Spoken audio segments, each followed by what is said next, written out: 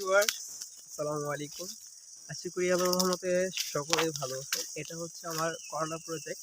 আজকে হচ্ছে ফার্স্ট করলা হারভেস্টিং করলাম। এই দেখতে পারতেছেন মোটামুটি কয়েকটা করলা হারভেস্টিং করা হয়েছে। খুব বেশি করলা নাই। প্রথম করলা মানে বুঝতেছেন যে খুব বেশি হবে তা না, মানে একদমই কম হবে। এই দেখেন, এটা হচ্ছে কি ধরেন কিছু কিছু গাছে একদম নিচের দিকে করলা দিছিল, তো ওইগুলো আর কি হারভেস্টিং করা হয়েছে।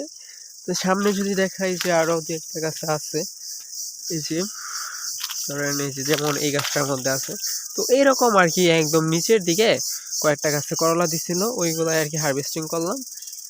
ফার্স্ট দেখি আজকে বাজারটা কেমন হয়।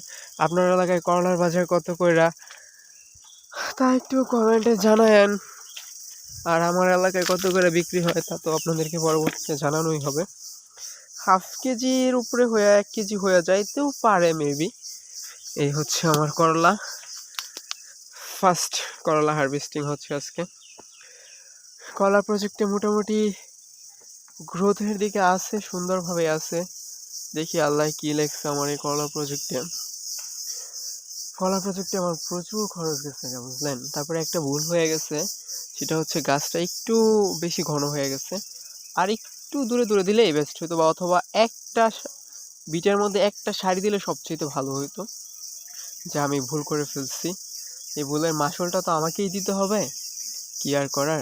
গেছে বছর যে করছিলাম তখন আর কি আমার যে লাগাইছিলাম গাছগুলা পুরো মাচা বাইতে পারে না, একটু ফাঁকা ফাঁকা ছিল।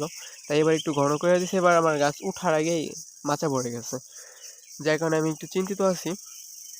দেখা যাক কি হয়। তবে যদি বেশি ঝামেলা দেখি যে জায়গা কম পড়তেছে, তখন আর কি যেই ডগাগুলোতে করলার নাই ওইগুলো কেটে দিতে হবে মাচা থেকে, একটু কষ্ট করে, একটু কষ্ট করতে হবে এই আর কি, যে একটু কষ্ট করতে হবে প্রচুর পরিমাণে, তাহলে হয়তো ভালো কিছু হতে পারবো, মানে পাবো। এই দেখেন করলা আসতেছে।